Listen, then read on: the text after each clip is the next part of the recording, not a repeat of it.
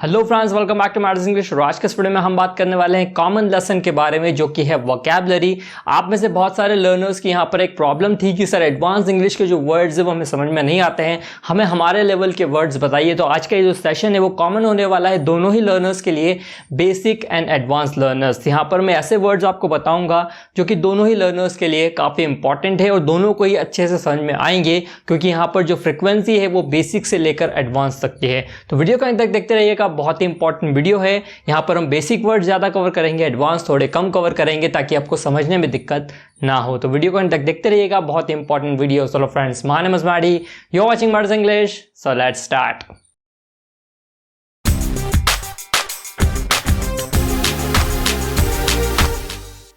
सो friends, आज हम discuss करने वाले हैं बी से शुरू होने वाले वर्ड्स। अगर आपको देखना है ए से शुरू होने वाले वर्ड्स, तो ऊपर आई बटन में मैंने लिंक दिया है और नीचे डिस्क्रिप्शन बॉक्स में भी लिंक है, आप उस वीडियो को जाकर जरूर चेक कीजिएगा, फिर इस वीडियो को देखिएगा।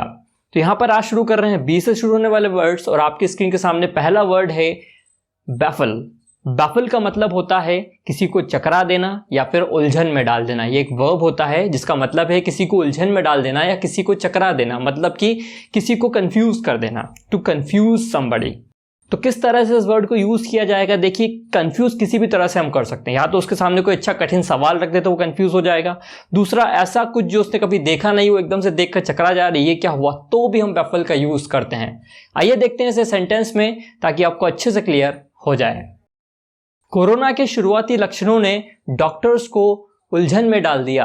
कोरोना के शुरुआती लक्षणों ने डॉक्टर्स को उलझन में डाल दिया। जब कोरोना शुरू हुआ था तो बहुत ज़्यादा प्रॉब्लम आई थी उसको समझने में कि ये क्या है, ये कितना म्यूटेंट है, मतलब कितनी तरह से ये फैल रहा है, कि इसके कितने सारे म्यूटेंट्स हैं। वो खुद को बना रहा था, अपने हिसाब से डेवलप कर रहा था, तो वहाँ पर डॉक्टर्स को ये पता लगाने में बहुत ज़्यादा दिक्कत हो रही थी कि किस तरह का वायरस है। तब इसका इंग्लिश बनेगा the early symptoms of corona baffled doctors.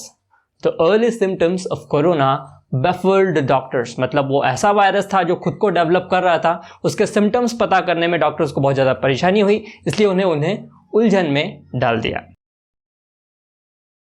Interview के दौरान पूछे गए एक प्रश्न ने मुझे चकरा दिया। इंटरव्यू के दौरान पूछे गए एक प्रश्न ने मुझे चकरा दिया। वैसे तो इंटरव्यू के दौरान जितने भी प्रश्न पूछे जाते हैं उसमें चक्कर तो आ ही जाते हैं, क्योंकि वो इतना घुमा फिरा कर पूछते हैं, तो थोड़ा प्रॉब्लम होता है। फिलहाल इसका इंग्लिश बनाते हैं, तब इसका इंग्लिश बनेगा a question asked during the interview baffled me. The question asked during the interview baffled me, मतलब कि इंटरव्यू के दौरान जो क्वेश्चन मुझसे पूछा गया उसने मुझे भ्रमित कर दिया या चकरा दिया। इस तरह से आपको यूज करना है इस पर्टिकुलर वर्ड बैफल का। अगला वर्ड है बैडी।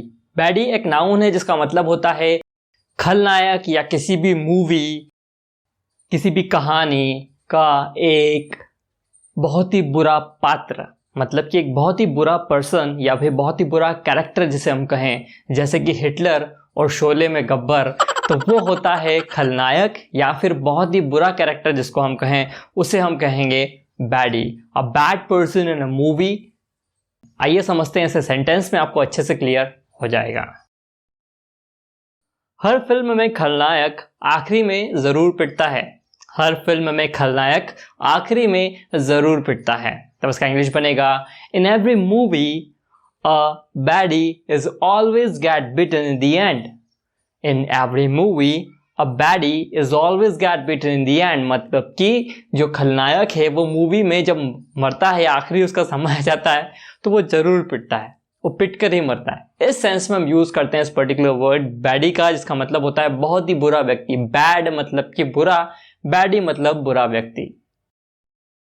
शोले मूवी में गब्बर ने खलनायक का रोल निभाया, मतलब खलनायक का किरदार निभाया।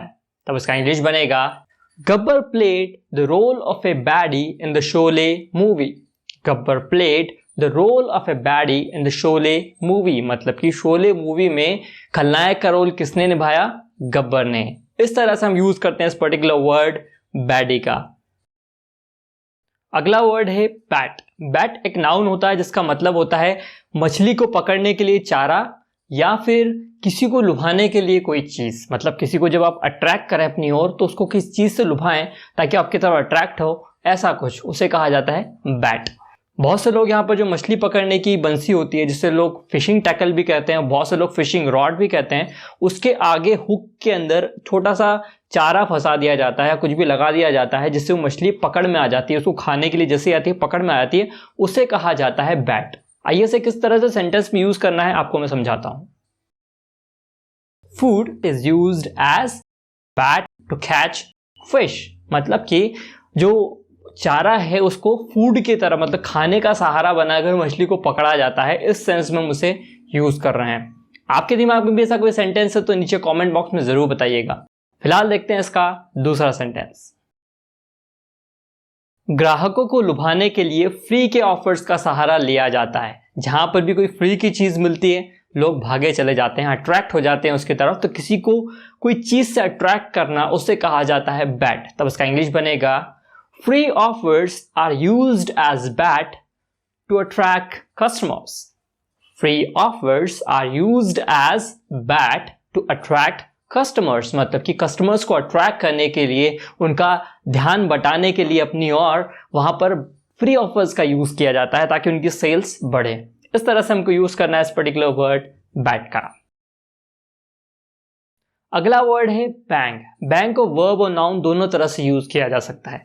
वर्ब के सेंस में इसकी मीनिंग देखें तो पहला मीनिंग होता है जोर से बंद कर देना। अगर दरवाजे को जोर से बंद कर दें तो बैंग का यूज होगा। इसी के साथ अचानक आप किसी चीज से टकरा जाए, मान लीजिए आप कोई चीज देने के लिए नीचे झुके और आपके ऊपर शेल्फ है, आप उससे इसे भम से टकरा गए, तो अचानक किसी चीज से टकरा जाना, उसके लिए भी हम यूज करते हैं बैंग का। इसी के साथ किसी पर अचानक कोई चीज से प्रहार कर देना, उसके लिए भी हम यूज करते हैं बैंग का। इसी के साथ अगर नाउन में इसका मीनिंग देखें तो नाउन में इसका मीनिंग होता है कि मान लीजिए कि आपने दरवाजा जोर से बंद किया, जोर से आपने दरवाजा बंद किया, उसके जोर से शोर आया, मतलब आपने दरवाजा शोर के साथ बंद किया, तो उसे भी हम नाउन की तरह यूज करते हैं। He close the door with bang, मतलब किसने जोर से दरवाजा बंद कर दिया। इस तरह से हम उसको यूज करते हैं। आइए देखते हैं इस सेंटेंस में आपको अच्छे से क्लियर हो जाएगा। जैसे ही मैं खड़ा हुआ मेरा सर शेल्फ, मतलब जो टांड होती है, उससे टकरा गया। मतलब मैं जैसे ही इस तरह से इसे उठा तो मेरा जो सर था वो टांड से टकरा गया। तब इसका इंग्लिश बनेगा I banged my head against the shelf edge I stood up.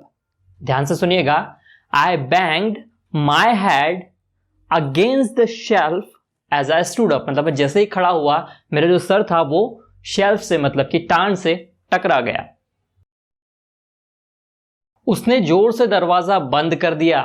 उसने जोर से दरवाजा बंद कर दिया, मतलब दरवाजे को लगाने के बाद शोर हुआ। तब इसका इंग्लिश बनेगा she slammed the door with the bang. She slammed the door with the bang. Slam the door with the bang, मतलब जोर से दरवाजा बंद कर देना, उसे कहा जाता है बैंग। अगला वर्ड है बैंडिट। बैंडिट एक नाउन है जिसका मतलब होता है डाकू। A robber or someone who robs people, मतलब कि डाकू या फिर जो लोगों को लूटता है। लोगों को लूटता कौन है? डाकू ही लूटता है या चोर लूटता है। तो डाकू एक बैंडिट जिसके लिए हम वर्ड यूज करते हैं। तो बैंडिट मतलब कि डाकू। आइए देखते हैं इस सेंटेंस में आपको अच्छे से क्लियर हो जाएगा। डाकुओं ने सब कुछ चुरा लिया और फिर गांव में आग लगा दी।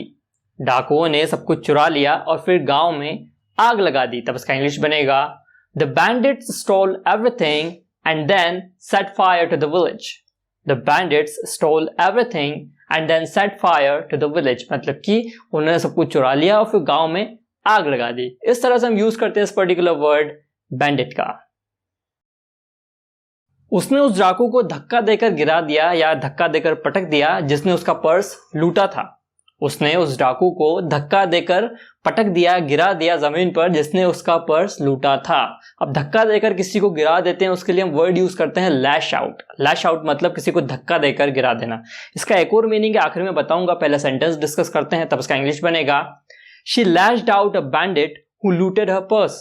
She lashed out a bandit who looted her purse, मतलब कि उसने उस जो डाकू था उसको गिरा दिया, धक्का देकर गिरा दिया जिसने उसका पर्स लूटा था। लैश आउट का पहला मीनिंग होता है कि धक्का देकर गिरा देना।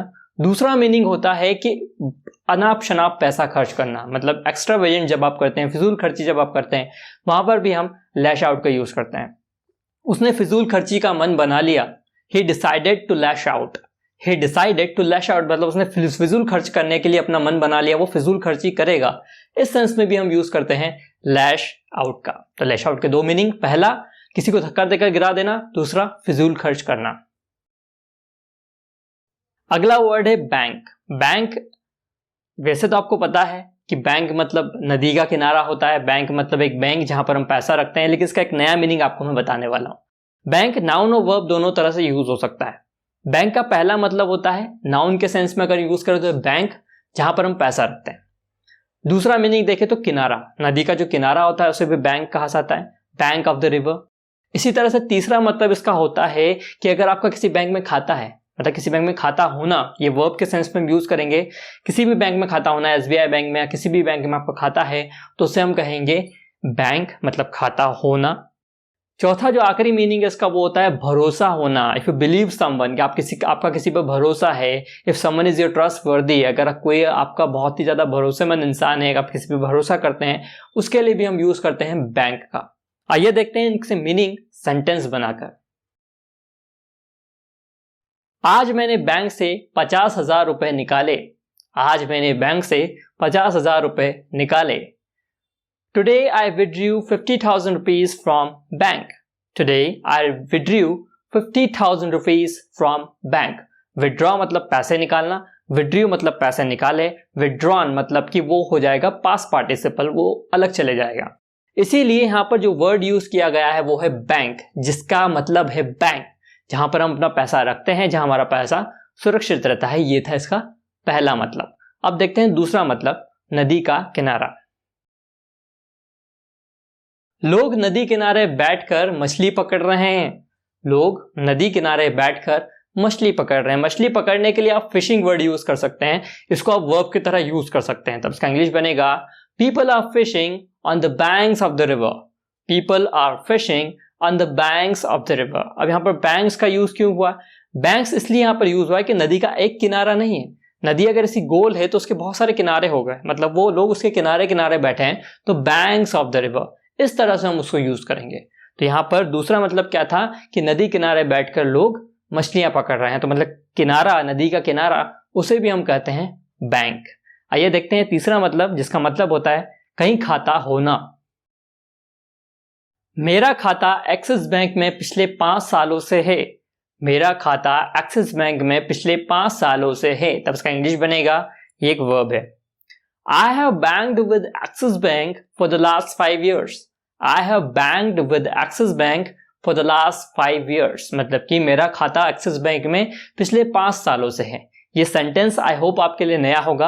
अगर ये सेंटेंस आपके लिए नया था तो नीचे कमेंट बॉक्स में मुझे जरूर बताइएगा। हो सकता है उसने ऐसा किया हो लेकिन मुझे इस पर भरोसा नहीं है। हो सकता है उसने ऐसा किया हो लेकिन मुझे इस पर भरोसा नहीं है। He might have done so, but I do not bank on it. He might have done so, but I do not bank on it. मतलब कि हो सकता है उसने ऐसा किया हो लेकिन मुझे इस पर भरोसा नहीं है। तो किसी पर भरोसा होना, उससे हम कहते हैं बैंक। तो यहाँ पर बैंक से रिलेटेड हमने चारों वर्ड्स देखे जो कि बहुत ही इंपॉर्टेंट है, इन्हें याद जरूर रखिएगा। अगला वर्ड है बैंकरप्ट। बैंकरप्ट जो है वो एडजेक्टिव भी है और वर्ब, दोनों तरह से यूज किया जा सकता है। नाउन की क्वालिटी बता रहा है, किसी पर्सन की क्वालिटी बता रहा है। तो यहाँ पर अगर किसी पर्सन को हम बोल रहे हैं कि वो दिवालिया है, मतलब उसकी क्वालिटी बता रहा है कि वो दिवालिया है, तो ये वो person is bankrupt means the bankrupt is adjective. लेकिन यहाँ पर इसे वर्ब की तरह भी यूज किया जाता है। मतलब किस तरह से हम इसे वर्ब की तरह यूज कर सकते हैं? अगर किसी व्यक्ति का दिवाला निकल जाए, मतलब उसने बहुत ज्यादा खर्चा कर करके अपना अकाउंट बैलेंस जीरो कर दिया, अब उसके पास कुछ नहीं बचा, उसका दिवाला निकल गया, तो वहां पर हम यूज करते हैं इस पर्टिकुलर वर्ड को एज अ वर्ब जब हम यूज करते हैं बैंकरप्ट का। बैंकरप्ट के दो मतलब, पहला दिवालिया और दूसरा दिवाला निकलना। आइए देखते हैं सेंटेंस में, आपको अच्छे से क्लियर हो जाएगा। अपने खर्चे कम करें नहीं तो आप दिवालिया हो सकते हैं। अपने खर्चे कम करें नहीं तो आप दिवालिया हो सकते हैं। Limit your expenses otherwise you may go bankrupt. Limit your expenses otherwise you may go bankrupt मतलब कि अपने जो खर्चे हैं उस पर काबू रखें, थोड़ा उनको कम खर्च करें, नहीं तो आप दिवालिया हो सकते हैं। उसे डर था कि नए व्यापार में असफलता उसका दिवाला निकाल देगी। उसे डर था कि नए व्यापार में असफलता उसका दिवाला निकाल देगी। तब उसका इंग्लिश बनेगा, He feared that the failure of the new business would bankrupt him. He feared that the failure of the new business would bankrupt him. मतलब कि उसे ऐसा डर था कि नए बिजनेस में असफलता पाना मतलब वो मेरा दिवाला ही निकाल देगी।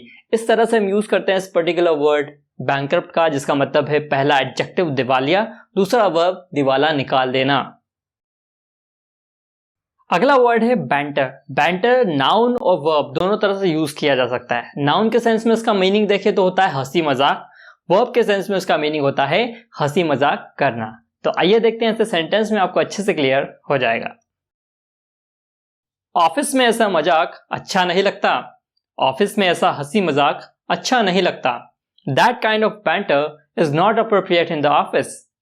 That kind of banter is not appropriate in the office. मतलब कि ऑफिस में इस तरह का हंसी मजाक अच्छा नहीं लगता। उस सेंस में हम यूज करते हैं इस पर्टिकुलर वर्ड बैंटर का। वो चुप क्यों है? वो तो हंसी मजाक करने वालों में से है। वो चुप क्यों है? वो तो हंसी मजाक करने वालों में से है। Why is he silent? He is one of those who always banter. मतलब कि वो आज चुप क्यों हैं? वो तो हंसी मजाक करने वालों में से है। वो चुप क्यों है? Why is he silent? वो तो हंसी मजाक करने वालों में से है। He is one of those who always banter. इस तरह से हम यूज करते हैं इस पर्टिकुलर वर्ड बैंटर का। आई होप कि आपके लिए वर्ड नया था। अगर ये वर्ड नया था तो इसके 2 सेंटेंसेस और नीचे कमेंट बॉक्स में जरूर बनाकर भेजिएगा। फिलहाल देखते हैं नेक्स्ट वर्ड। अगला वर्ड है बाज। बाज जो है यहाँ पर वो एक वर्ब है जिसका मतलब होता है कि लोगों को इधर उधर धकेल कर कहीं घुस जाना। मान लीजिए आप भीड़ में हैं तो भीड़ में आप क्या करते हैं, एकदम इधर से उधर धक्का मुक्की करके आप कहीं भी घुस जाते हैं, तो उसे कहा जाता है बाज। या फिर कहीं जबरदस्ती घुस जाना, उसे भी कहा जाता है बाज। आइए देखते हैं सेंटेंस में आपको अच्छे से क्लियर हो जाएगा। जब भी कोई नया कोई कर्मचारी या फिर कोई भी एम्प्लॉय जो है वो ज्वाइन करता है ऑफिस को, तो उसे उसके रूल्स एंड नॉर्म्स कम पता होते हैं। तो क्या होता है, जनरली वो किसी भी रूम में घुस जाता है, उसे पता नहीं होता कि क्या है, उसे बस ऑर्डर मिला है वो कंप्लीट करना है। तो ऐसे गलती से अगर कोई मीटिंग रूम में घुस जाए तो किस तरह से हम उसका सेंटेंस बनाएंगे, आइए देखते हैं। नया कर्मचारी बिना बोले मीटिंग रूम में घुस गया। नया कर्मचारी बिना बोले मीटिंग रूम में घुस गया। तब इसका इंग्लिश बनेगा The new employee barged into the meeting room. The new employee barged into the meeting room. मतलब कि यहाँ पर जो वर्ड यूज किया गया है बार्ज, वो इस सेंस में यूज किया गया है कि बिना बोले कहीं पर भी घुस जाना, जबरदस्ती चले जाना। उस सेंस में हम यूज करते हैं बार्ज का। बार्ज मतलब कि यहाँ पर जो सेंटेंस है वो पास्ट में है, इसलिए हमने यहाँ पर उसे बार्ज्ड कहा, मतलब कि उस सेकंड फॉर्म में चला गया। उसके दोस्त बिना दरवाजा खटखटाए अंदर चले आए। उसके दोस्त बिना दरवाजा खटखटाए अंदर चले आए। तो उसका इंग्लिश बनेगा His friends barged through the door without even knocking. His friends barged through the door without even knocking. मतलब कि उन्होंने दरवाजा खटखटाया भी नहीं और एकदम से अंदर चले आए। तो उसे हम उस सेंस में हम यूज करते हैं बार्ज का, क्योंकि यहाँ पर जबरदस्ती घुसने के सेंस में हम इसे यूज कर रहे हैं, तो यहाँ पर हम बार्ज का यूज करते हैं। अगला वर्ड है बाक। बाक के 2 मीनिंग होते हैं। पहला मीनिंग आप जानते हैं भौंकना, जब भी कुत्ते भौंकते हैं उसे कहा जाता है बाक। दूसरा मीनिंग जो है वो थोड़ा यूनिक है, जो आपको शायद ही पता होगा, वो है गुस्से से कुछ कहना। जब भी आपको गुस्सा आ जाए, गुस्से में आप अनबन सुना दे, किसी को कोई कुछ भी बोल दें, उसे कहा जाता है बाक, मतलब गुस्से से किसी को कुछ कह देना। आइए देखते हैं इसे सेंटेंस में, आपको अच्छे से क्लियर हो जाएगा। कुत्तों की आदत है कि वो अजनबियों पर हमेशा भौंकते हैं। कुत्तों की आदत है कि वो अजनबियों पर हमेशा भौंकते हैं। तब उसका इंग्लिश बनेगा Dogs are always used to barking at strangers. Dogs are always used to barking at strangers. मतलब कि कुत्तों की आदत है कि वो अजनबियों पर हमेशा भौंकते हैं, और ऐसा देखा भी गया है। बॉस ने उसे चिल्लाकर ऑर्डर देना शुरू कर दिए। बॉस ने उसे चिल्लाकर ऑर्डर देना शुरू कर दिए। जब बॉस को एकदम गुस्सा आ जाए कि तुमने काम समय पर पूरा नहीं किया, तो बॉस गुस्से में आ जाते हैं और उसने उसको चिल्लाकर कहना शुरू कर दिया। तब उसका इंग्लिश बनेगा The boss started barking orders at him. The boss started barking orders at him. मतलब कि उन्हें चिल्लाकर ऑर्डर देना शुरू कर दिए। इस तरह से हम यूज करते हैं इस पर्टिकुलर वर्ड बाक का, जहां पर इसके 2 मीनिंग थे। पहला भौंकना और दूसरा इसका मीनिंग था कि किसी पर अचानक भड़क जाना या फिर गुस्सा हो जाना। उस सेंस में भी हम इसे यूज करते हैं। सो फ्रेंड्स कैसे लगी वीडियो नीचे कमेंट बॉक्स में जरूर बताइएगा। और अगर आप भी चैनल पर नए थे, मुझे पहली बार देख रहे थे, तो चैनल को सब्सक्राइब जरूर कीजिएगा। साथ ही साथ बेल आइकन को प्रेस करना मत भूलिएगा, वरना आपको मेरे वीडियोस के नोटिफिकेशंस नहीं मिलेंगे, फिर आप कहेंगे वीडियोस नहीं मिल रहे हैं। तो प्लीज़ बेल आइकन को जरूर क्लिक कीजिए। सब्सक्राइब कर ही दिया तो बेल आइकन को क्लिक जरूर कीजिएगा ताकि वीडियोज़ के नोटिफिकेशंस मिलते रहें। फिलहाल के इस वीडियो में इतना ही, मिलता हूँ नेक्स्ट वीडियो में, तब तक के लिए गुड बाय।